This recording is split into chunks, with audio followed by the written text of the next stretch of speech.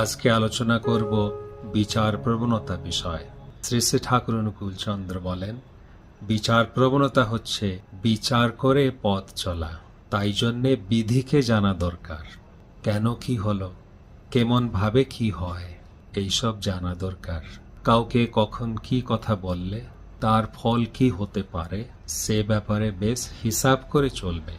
যদি কোনো কথা তোমাকে বলা হয় তা অন্য কাউকে বলা উচিত হবে কি না, বললে হয়তো তার ভালো হতে পারে, খারাপও হতে পারে।